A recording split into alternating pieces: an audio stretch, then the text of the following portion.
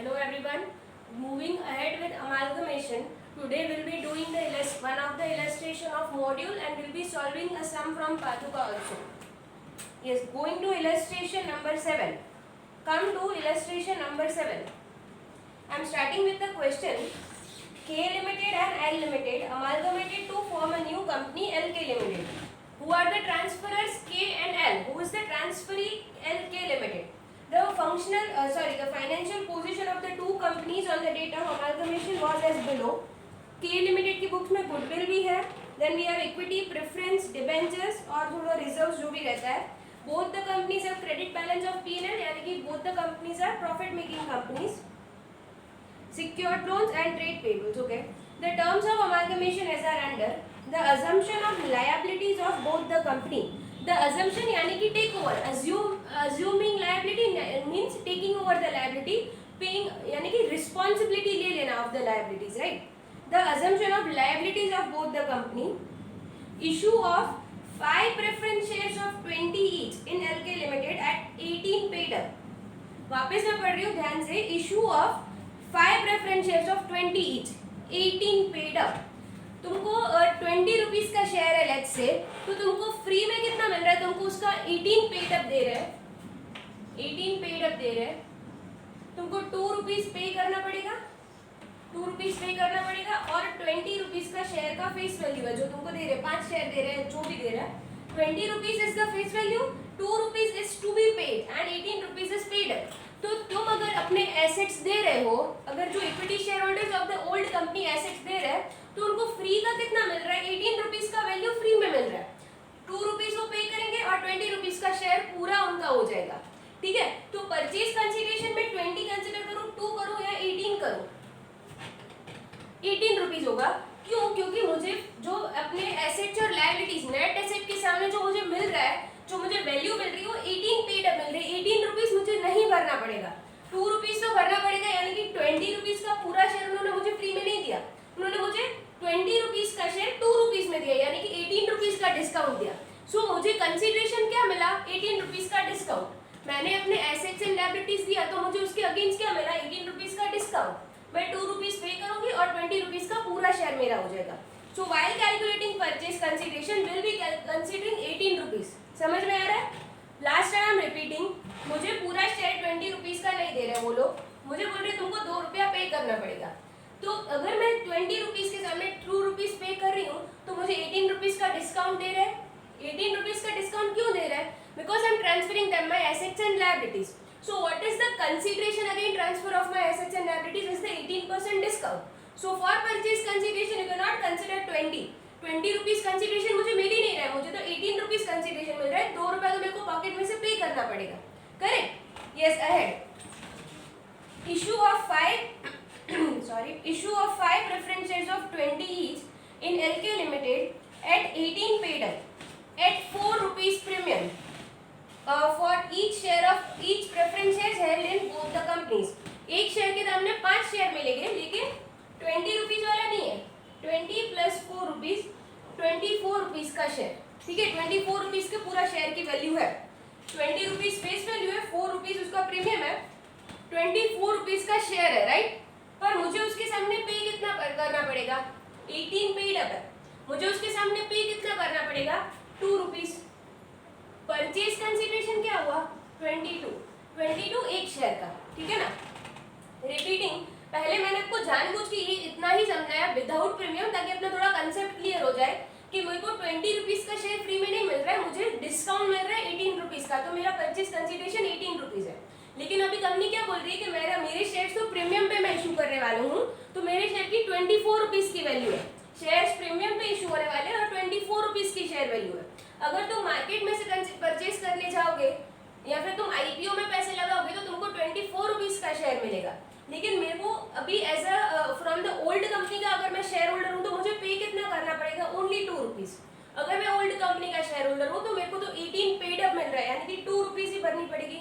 जो securities premium होता है वो हमेशा एप्लीकेशन या फिर अलॉटमेंट के टाइम पे होता है, और जो अपना 2 रुपीज पे करना बाकी है that is to be call money. जो कॉल मनी रहता है, यानी कि प्रीमियम इसमें पे ऑलरेडी हो गया, ऐसे कंसिडर होगा. सो 24 रुपीज का जो उसका शेयर का वैल्यू है, मैं 2 रुपए में दूंगी और वो मेरा शेयर मेरा पूरा हो जाएगा. So what is the value I am getting for my assets and liabilities is 22 rupees. ठीक है, ये ही थोड़ा कॉम्प्लिकेटेड पॉइंट था इस सब में कि शेयर की वैल्यू 20 कंसिडर करूँ, 24, 18 या 22. The final thing is 22. कैसे कि जो पूरा शेयर 24 रुपीज का है उसके सामने मुझे 2 रुपये ही देना पड़ेगा, तो पूरा का पूरा ओनरशिप मेरा हो जाएगा.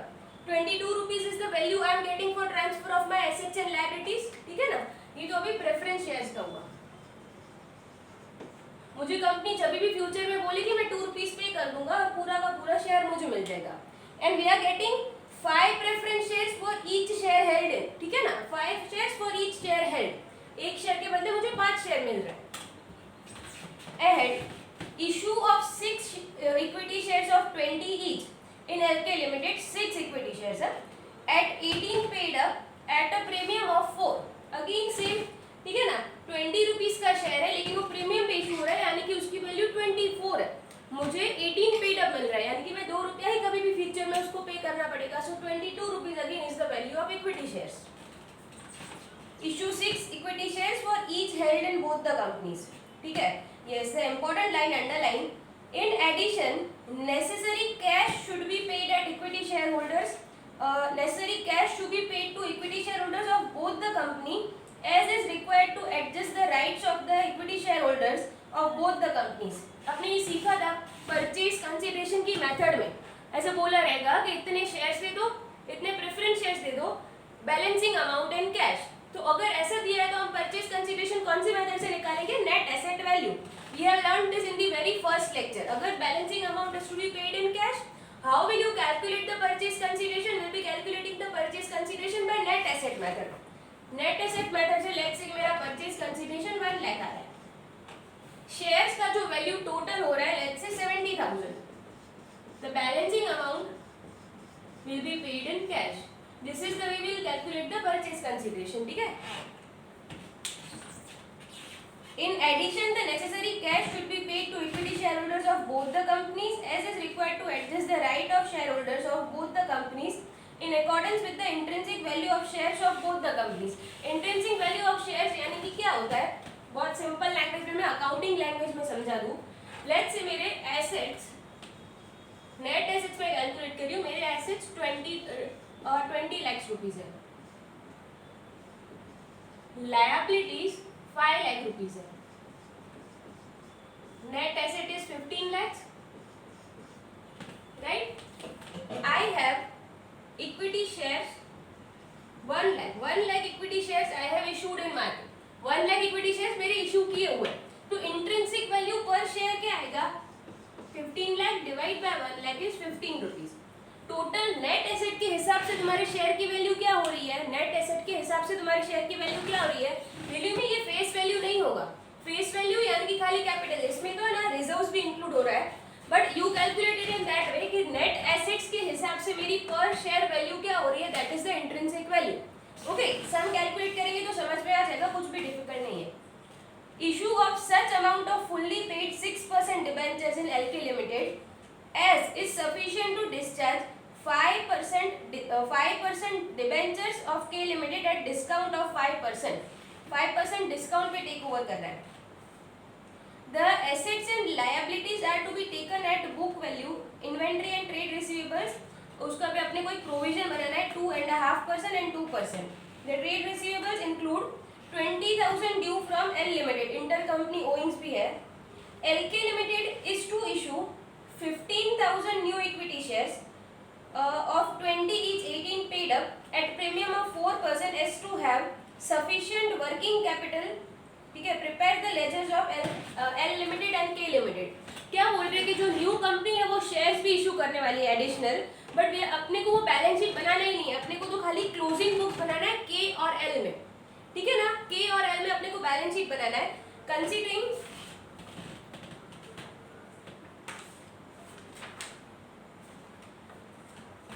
we are supposed to close the book of K Limited and L Limited. अपनी बुक्स में वो कैसे इनकॉर्पोरेट कर रही है, वर्किंग कैपिटल कहाँ से ला रही है, we are not concerned. We are just supposed to prepare realization account and all in the books of K and L Limited. Okay, just a minute.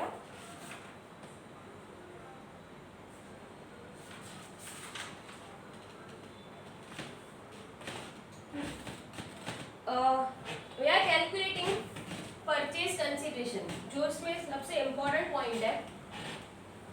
तुमको क्वेश्चन रीड करने के टाइम जो भी important point लगे एक बार read कर लो, sorry underline कर लो। जो 18 पेड अप है वो अंडरलाइन कर लो, देन वो जो बैलेंस अमाउंट इन कैश है वो अंडरलाइन कर लो, ठीक है। कैलकुलेशन ऑफ परचेज कंसिडरेशन, तुमको क्या लगा कोई स्पेसिफिकेशन है कि ये एसेट टेक ओवर होगा, ये एसेट टेक ओवर नहीं होगा? Yes, there is a change in the value of book value of inventory and trade receivable. अगर मर्जर मेथड होती तो ये लोग चेंज नहीं कर सकते, इसका मतलब ये नेट एसेट मेथड है, तो फिर अपने रिजर्व्स टेक ओवर नहीं होने वाले, रिजर्व्स टेक ओवर नहीं होने वाले, राइट। के लिमिटेड, एल लिमिटेड, मैं नेट एसेट्स की वैल्यू ढूंढ रही हूँ, right.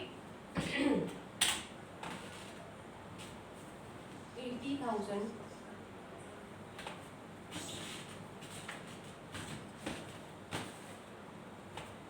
then we have land and building 4,50,000, furnitures and fittings 6,20,000, trade receivables,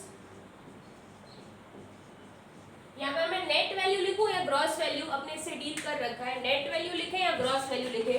purchase consideration calculate करने के टाइम यहाँ पर मैं सीधा नेट वैल्यू लिखूं तो चलेगा, कोई इशू नहीं है, लेकिन अगर मैं न्यू कंपनी यानी कि ट्रांसफरी कंपनी की बुक्स में वो एंट्रीज कर रही हूँ एसेट्स लेके आने की, तभी ट्रेड रिसीवेबल्स में नेट अमाउंट नहीं लिख सकते, तभी ग्रॉस वैल्यू लिखने का और क्रेडिट करने का bad debt reserve. Currently I am just deducting, अपने को खाली परचेज कंसीडरेशन है तो ट्रेड रिसीवेबल की value for the purchase consideration एक रिजर्व माइनस करके फिर कंसीडर करना है। Yes, 2.5%,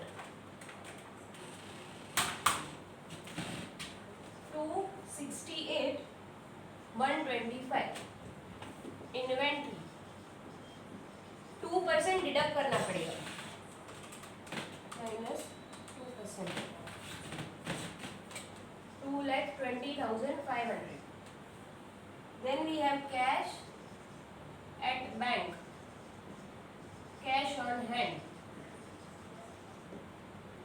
1,20,000, 41,375. Yes, liabilities take over हो रही है।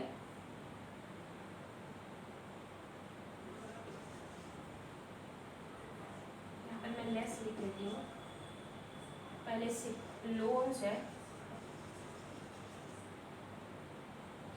Loan is in the other, उस कंपनी की बुक में trade payables 1 lakh and debentures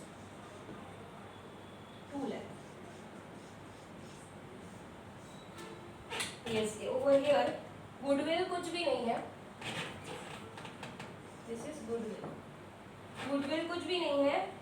we have land and building of 3 lakhs, plant and machinery 5 lakhs, furniture and fittings 20,000, trade receivables उसको भी 2.5% minus करना पड़ेगा, 1,70,625, इन्वेंट्री पे 2% डिस्काउंट कर लो, 1,37,200, then cash at bank 55,000, cash in hand is 17,175. What are the trade payables? 2,10,000. Debenture इसमें है ही नहीं, we have loan, loan is 2 lakh rupees.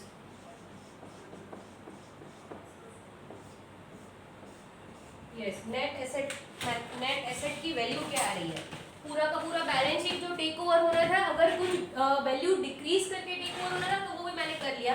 Calculating the net asset method, 3,000, 4,50,000, 6,20,000, 268, 125,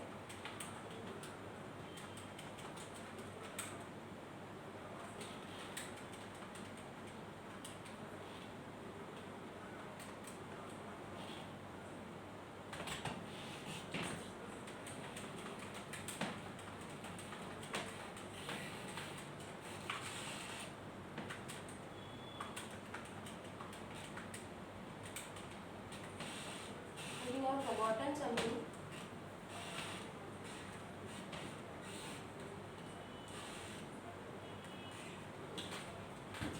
I have forgotten, I have some mistake. यहाँ पर ये plant and machinery है 6,20,000, furniture and fitting 60,000. Over here, this is plant and machinery. Over here, this is 3 lakhs land and building, plant and machinery, furniture, trade receivable, inventory. Trade receivable, inventory. Okay. Fine. I have ये ना थोड़ा line में problem हो गया. I am totaling.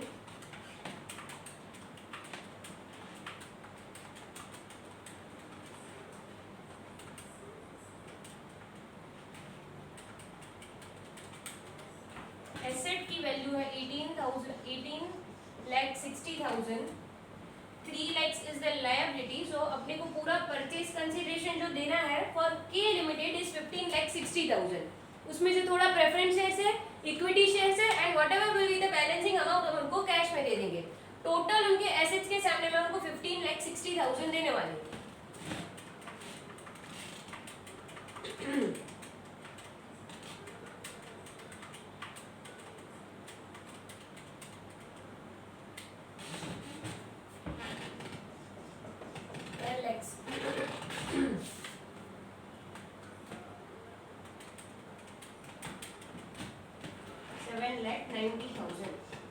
ठीक है, ये तो मैंने अभी नेट एसेट कैलकुलेट किया है.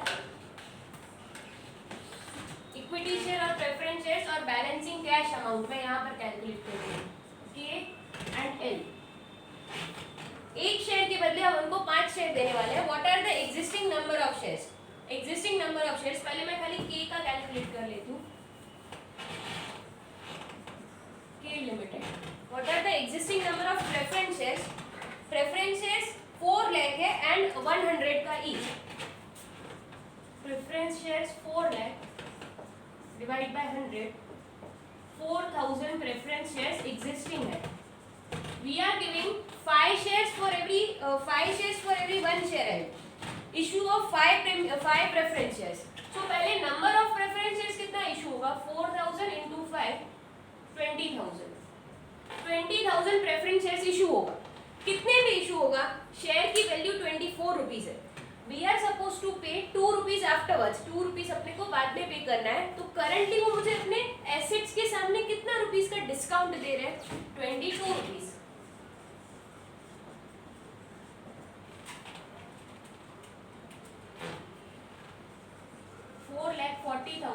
प्रेफरेंस शेयर्स के सामने मेरे को परचेज कंसीडरेशन कंसीडर करना है. मेरे को 24 रुपीज का शेयर में खाली 2 रुपीज ही पे करना है. सो 22 rupees is the consideration I am getting against my assets, all the assets and liabilities. Yes, अपने इक्विटी शेयर्स पे मूव ऑन करते हैं. एग्जिस्टिंग इक्विटी शेयर्स कितने हैं? 8 लाख का capital and 100 each. 8,000 equity shares. We are giving them 6 shares for every 1 share. Issue of 6 equity shares. यानी कि 8,000 into 6 48,000 shares issue होंगे. 48,000 into again 22.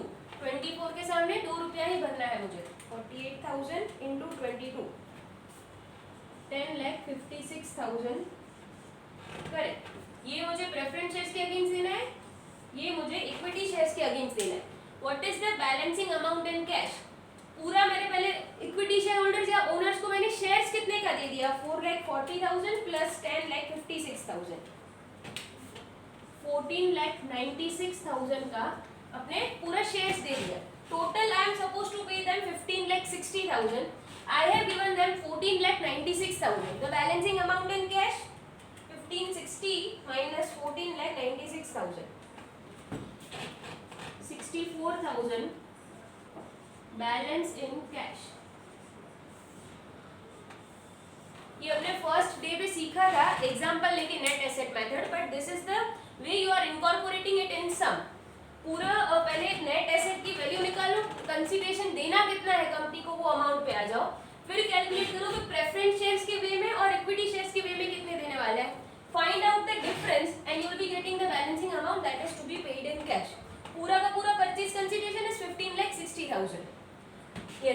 calculating for K limited or L limited over here.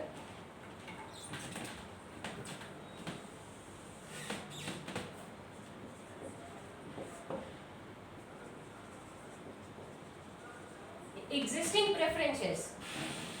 Existing preference shares are 3 lakh and 100 rupees is per share. 3,000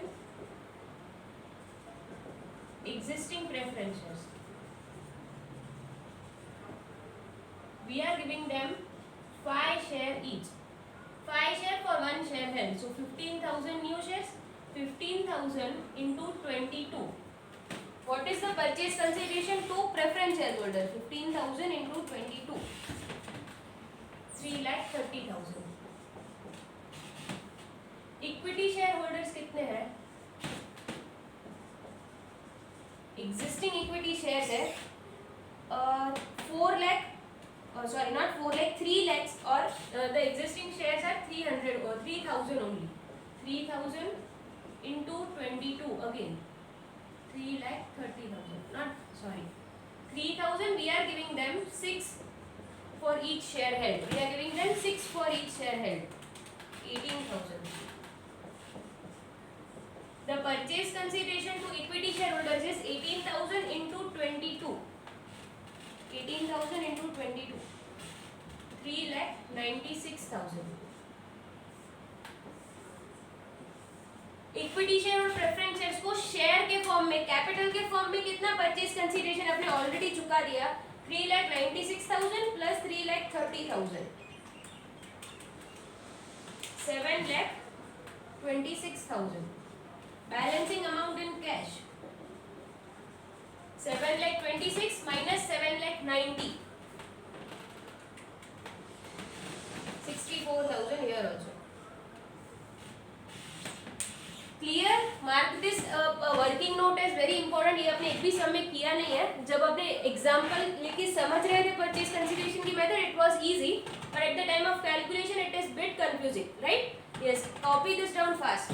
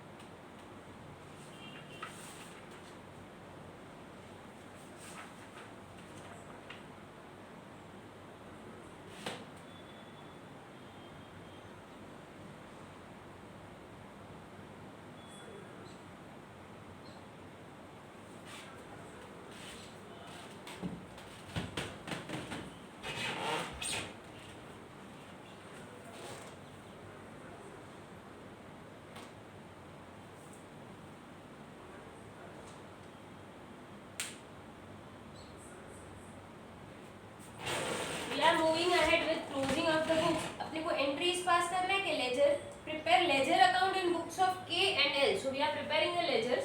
ये है ना amounts you have to remember. 440, 1056, 64, 330, 396 and 64. ये सब काम लगेगा ledgers.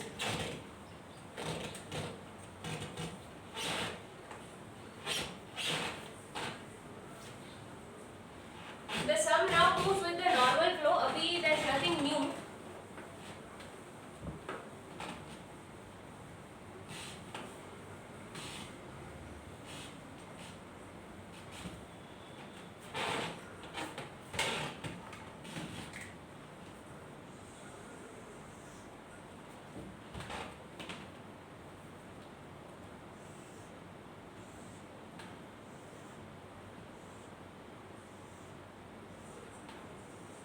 Which are the 4 basic accounts that we need? Realization account, equity shareholders, preference shareholders, and the new company account.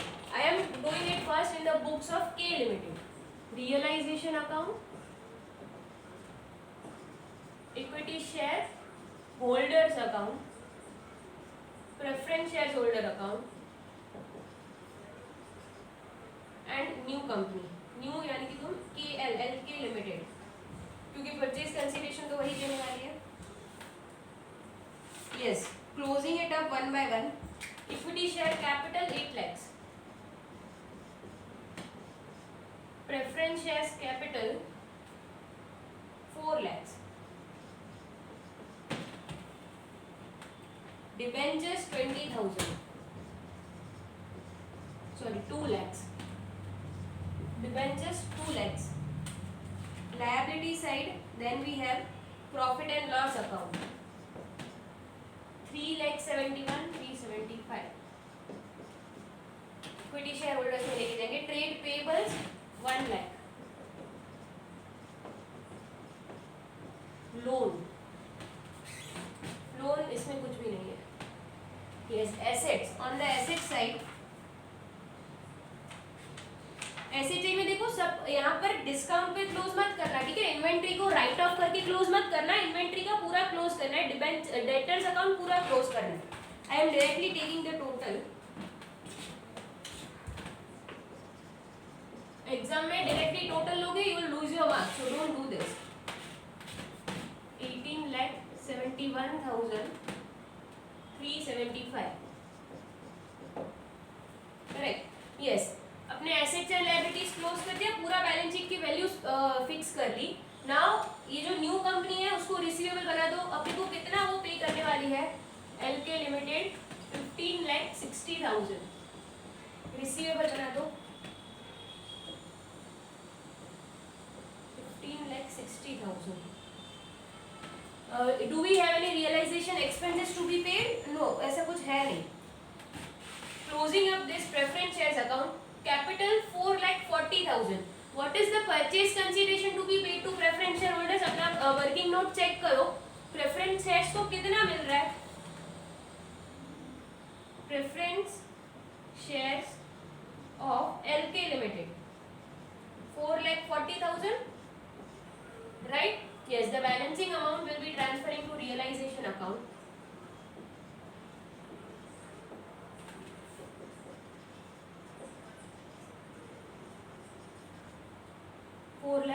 Sorry, 40,000. Clear? Yes, realization. I am closing this LK Limited account. 15,60,000 का bifurcation कैसे है? Firstly तो ये आ जाएगा इसका second entry. Preference shares of 4,40,000. Equity shares of 10,56,000. And cash 64,000. Yes, ये जो 4,40,000 है इसका नेक्स्ट इफेक्ट आ गया. इन दोनों का next effect equity share holders account.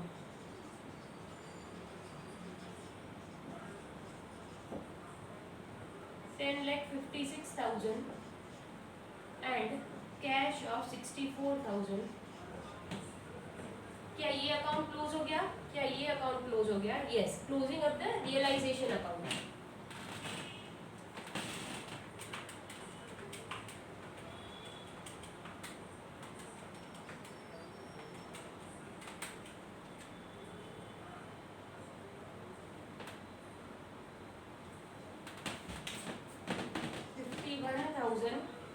Sorry, 375. Realization profit. Equity shareholders.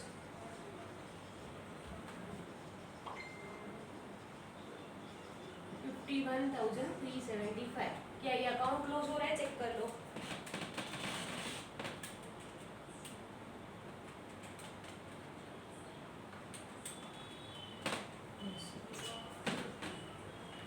What are they getting? पहले 8 लाख और पूरा जो रिजर्व है उनके सामने they are getting shares, cash and then उनको जो realization पे profit हो गया वो. Closing up the all the accounts have been closed. Same way accounting in books of L Limited.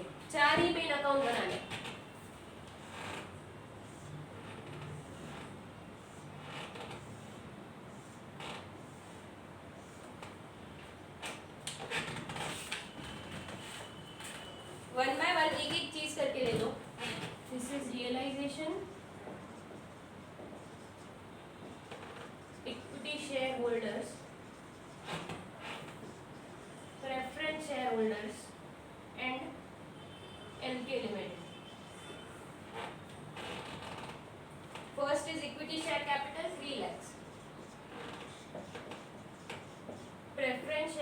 capital 3 lakhs.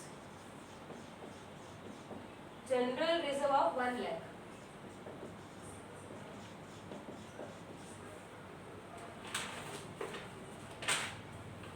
P&L account 97,175. Trade payables 2,10,000. इसमें कुछ नया नहीं है. That is why we are moving fast. Loan of 2 lakhs. Transfer company books आपने 10-15 बार बना लिया already. Assets 12,07,175.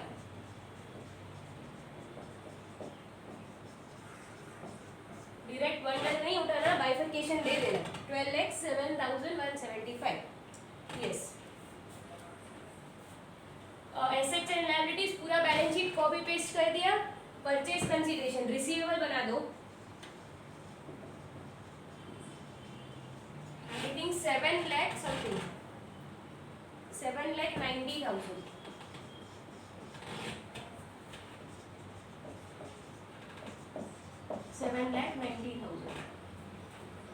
Realise for 7,90,000 उसका bifurcation क्या दे रही है मुझे? We have equity shares of 3,96,000. Preference shares we have of 3,30,000.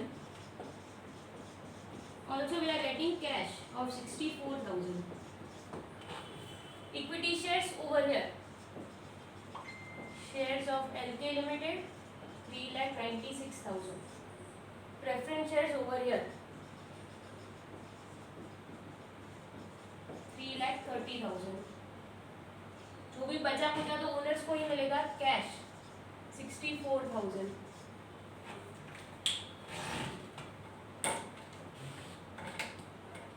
क्या ये अकाउंट क्लोज हो गया? प्रेफरेंस शेयर्स को 3 लाख के कैपिटल के अगेंस्ट 3,30,000 का कंसीडरेशन मिल रहा है. So they are having a profit of 3,30,000.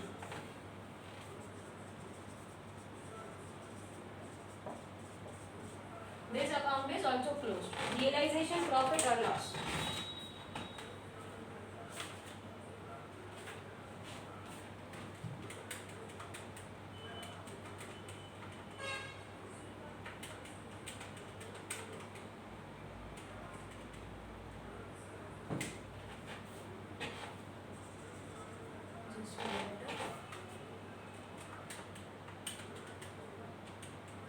Like 7,125, 12,37,000.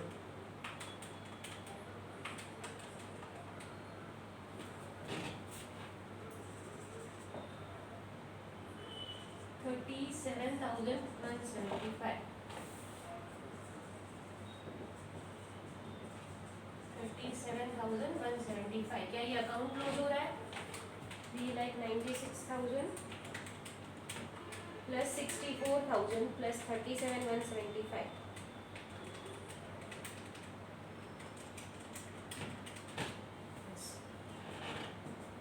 Okay, the important working note over here was the working purchase note, purchase consideration का working note. उसको important mark कर लो. This we have done 10 times, so ये कुछ difficult नहीं था. We have done this very quickly. Copy this down very fast. चलो.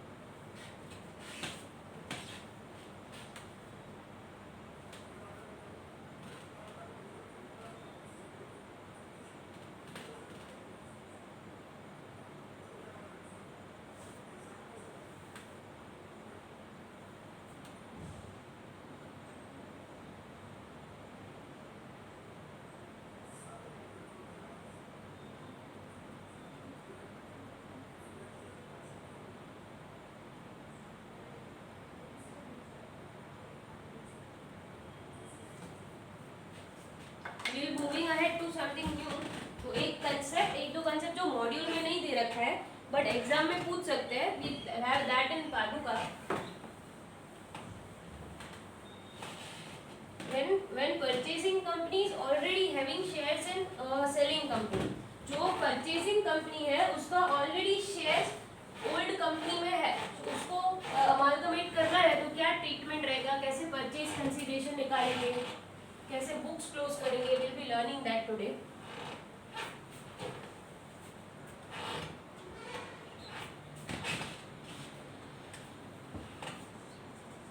Purchasing company already having investment in shares of selling company, can also say transferor. पहले तो ये topic का मतलब क्या है वो समझते हैं, अकाउंटिंग ट्रीटमेंट बाद में आएगा. This is the name topic, new fresh page पे लिख लो. और ये मॉड्यूल में नहीं है, अमालगमेशन का सम, सॉरी ये टॉपिक का सम पादुका से करेंगे. सो रेफरेंस ठीक से देना वरना कुछ समझ नहीं आएगा एग्जाम में. Yes, right this heading. Firstly इसका मीनिंग क्या है, लेट्स से ये एक्स लिमिटेड है, ये वाई लिमिटेड है. एक्स लिमिटेड की बुक्स में क्या है, equity shares of 5 rupees, preference shares of 5 rupees, other liabilities of let's say 10 rupees, assets of 20 rupees, assets of 18 rupees and investment of 2 rupees. Y limited की books में क्या है, equity share capital 5 rupees, preference भी 5 rupees, liabilities 10 and assets of 20. अगर X limited Y limited को take over कर रही है, अगर X लिमिटेड Y लिमिटेड को टेक ओवर कर रही है, ठीक है, अपने ये सिचुएशन में है कि X लिमिटेड की बैलेंस शीट कुछ ऐसे दिख रही है जिसमें कैपिटल है, लायबिलिटीज है, एक इन्वेस्टमेंट है 2 रुपीज का. Y लिमिटेड की बैलेंस शीट कुछ ऐसे दिख रही है, ऑलमोस्ट सेम एसेट्स है, पूरा का पूरा फिक्स्ड एसेट्स है 20 रुपीज का. X लिमिटेड का जो इन्वेस्टमेंट में है that is investment in Y limited.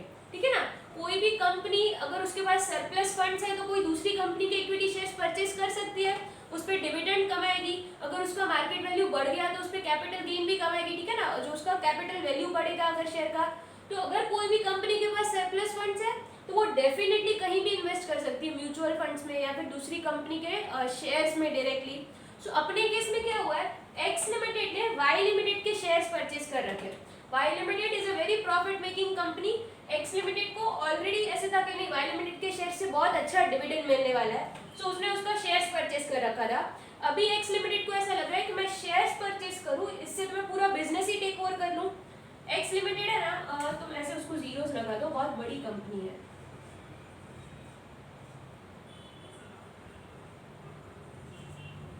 यहाँ पर जो भी बैलेंसिंग फिगर है वो एक्स लिमिटेड बहुत ही बड़ी कंपनी है, उसको वाई लिमिटेड को टेक ओवर करना है. ये जो इक्विटी शेयर कैपिटल है 5 रुपीज का, 5 रुपीज का जो इक्विटी शेयर कैपिटल है उसमें से ऑलरेडी 2 रुपीज का equity share capital x limited के पास है. ठीक है, जनरली हम सम्स में क्या करते थे कि जो 5 रुपीज वाले इक्विटी शेयर होल्डर्स है उनको परचेज कंसिडरेशन देना पड़ेगा, लेकिन इस कंसेप्ट में क्या 5 रुपीज वाले इक्विटी शेयर्स को परचेज कंसिडरेशन देना पड़ेगा?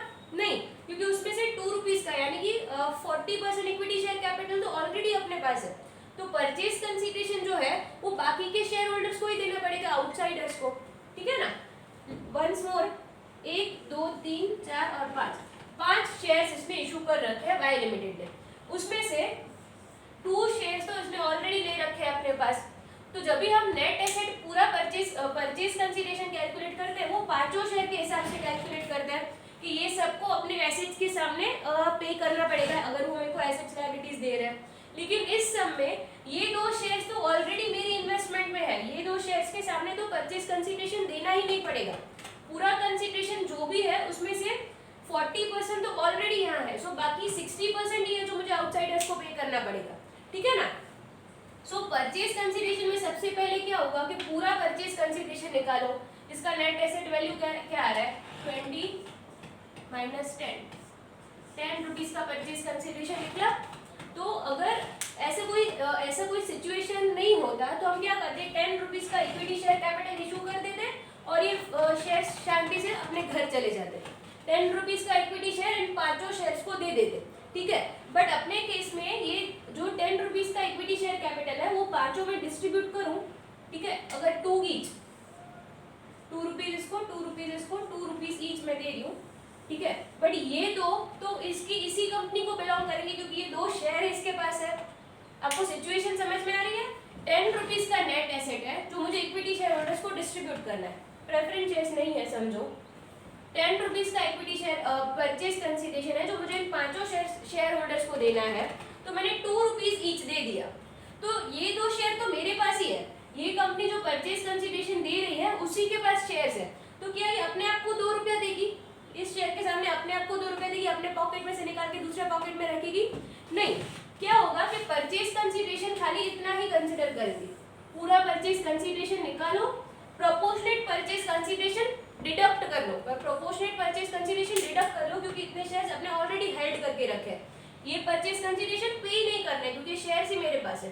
बाकी के जो बाहर वाले दूसरे शेयर होल्डर्स हैं उनको परचेज कंसिडरेशन देना पड़ेगा, राइट। ये एक एग्जांपल से मैंने समझा, जब सम करेंगे तब बहुत क्लियर हो जाएगा। आपको ऑलरेडी आपको है ना एक्सपीरियंस है कि कंसेप्ट जब इस सम में ऐड अप होता है तो बहुत क्लियर हो जाता है। Once again I am repeating, खाली purchase consideration point of view से इस सम में क्या चेंज है। यहाँ पर 5 शेयर होल्डर है, मेरा 10 रुपीज का नेट एसेट है। 5 शेयर होल्डर को 2 रुपीज ईच में परचेज कंसिडरेशन पे करने जा रही थी, लेकिन एक शेयर नंबर 1 और शेयर नंबर 2 ऑलरेडी मेरी इन्वेस्टमेंट में है, ठीक है। ये शेयर्स मैंने हेल्ड करके रखे हैं ऑलरेडी। तो ये परचेज कंसिडरेशन जो मैं 5 शेयर्स को देने वाली थी उसको मैं प्रोपोर्शनेटली बाइफरकेट करूंगी, ठीक है। इसको प्रोपोर्शनेटली कैसे बाइफरकेट करेंगे?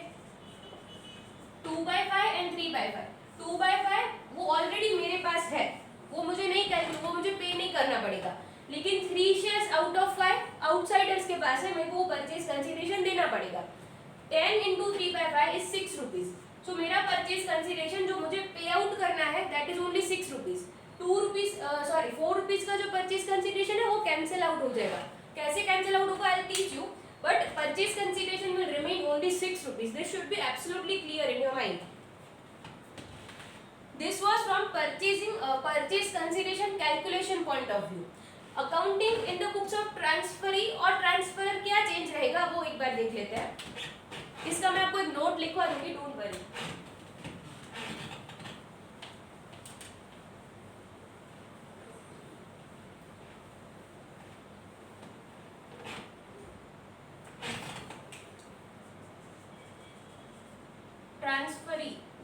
ट्रांसफरी की बुक में क्या चेंज करना पड़ेगा? ये जो हम बुक्स क्लोज करने के टाइम रियलाइजेशन अकाउंट बना रहे हैं और ये इक्विटी शेयर कैपिटल बना रहे हैं, ठीक है ना। वो सेम फिगर्स में कंसिडर कर रही हूँ जो मैंने प्रीवियस फिगर्स लिए।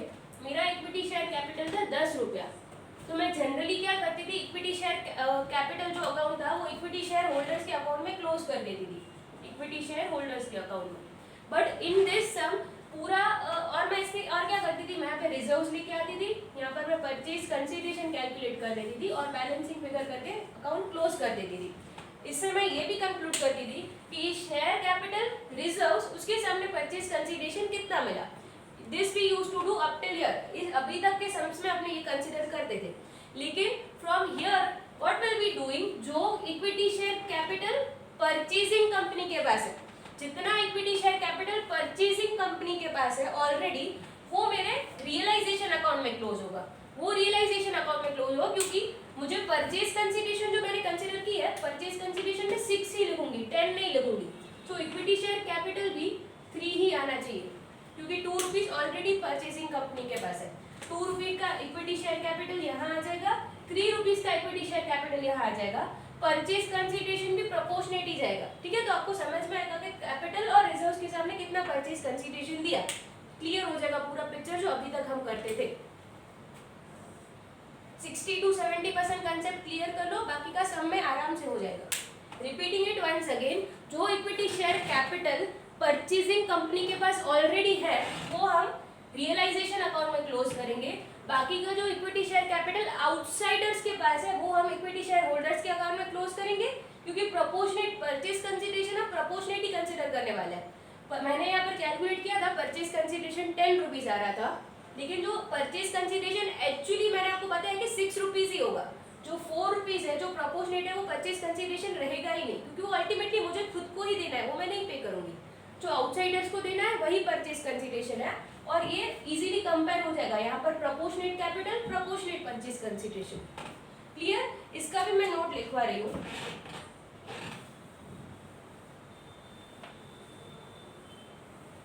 तीन एस्पेक्ट्स होते हैं अमालगमेशन में हमेशा, purchase consideration, transferor company and transferee company. Purchase consideration का पॉइंट ऑफ व्यू देखा, ट्रांसफरर देखा, ट्रांसफरी। ट्रांसफरी की बुक में क्या होगा, हम पूरा बैलेंस शीट टेक ओवर करते हैं, ठीक है ना, बैलेंस शीट पूरा हम टेक ओवर करते हैं। जो सेकंड एंट्री करते हैं, अनबंडल वाली एंट्री करते हैं, उसमें पूरा बैलेंस शीट अपनी बुक्स में टेक ओवर हो जाता है। तो इसमें मैं क्या करूंगी, एसेट्स टेक ओवर करो, 2 लायबिलिटीज और 2 बिजनेस परचेज। जो बैलेंसिंग फिगर होता है मैं वो देखती हूँ कि मेरा प्रॉफिट है या लॉस है। बिजनेस पर मैंने महंगा परचेज किया है, मैंने सस्ता परचेज किया, वो मैं कंसिडर करती हूँ।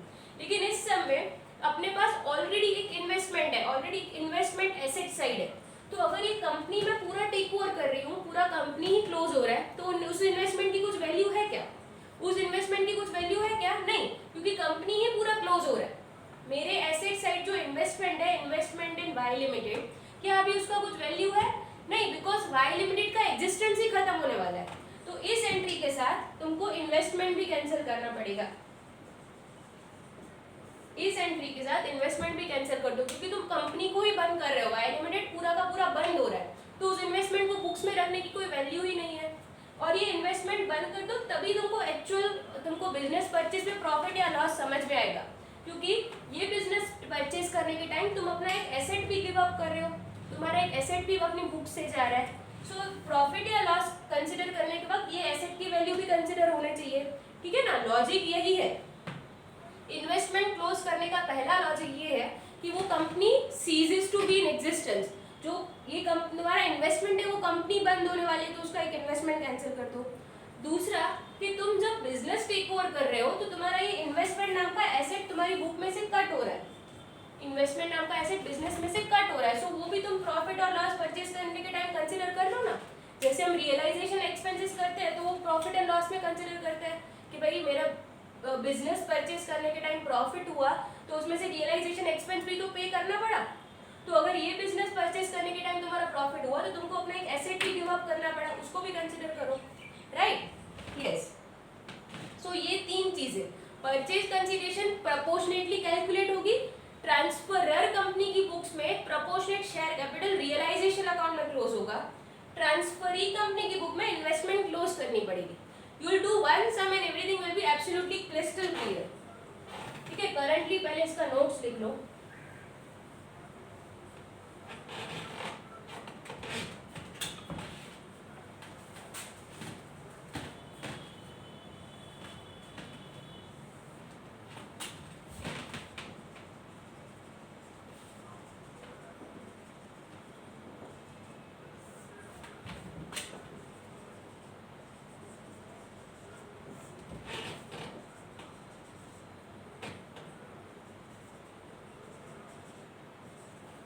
Transferee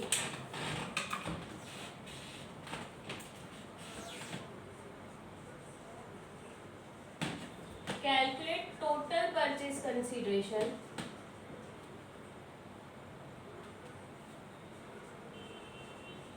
calculate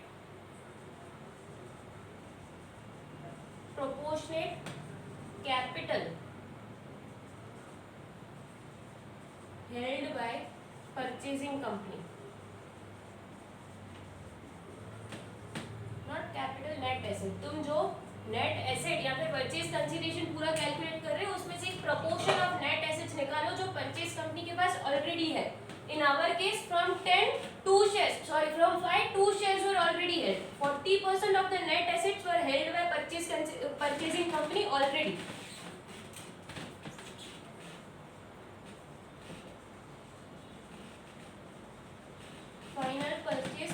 consideration will be equal to payment to outsider shareholder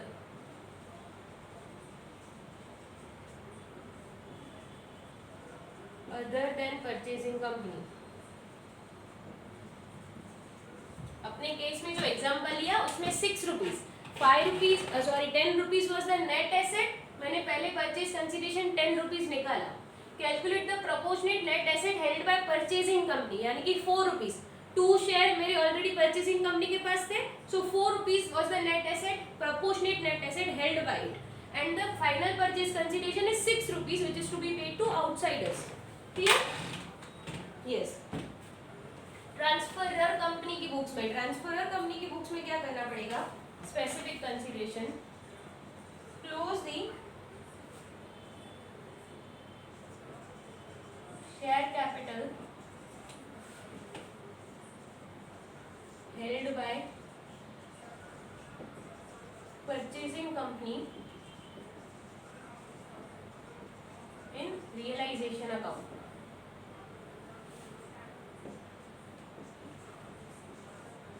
All others, reserve, loss, etc. to equity share cap holder, equity shareholders account. जो खाली प्रोपोर्शनेट कैपिटल है वो तुम रियलाइजेशन अकाउंट में ले जाओ. रिजर्व्स एंड एवरीथिंग तो equity share holders के अकाउंट में ही जाएगा पूरा. प्रोपोर्शनेट खाली कैपिटल है वो रियलाइजेशन अकाउंट में क्लोज कर दो. Yes. Transferee company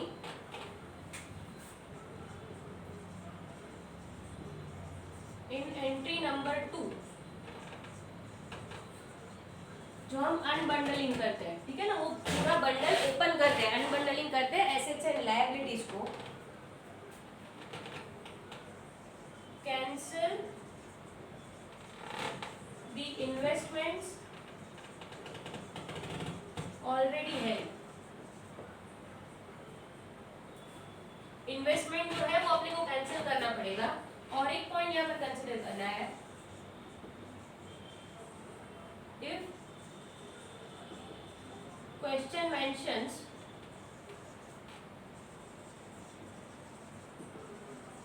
regarding revaluation of such investments,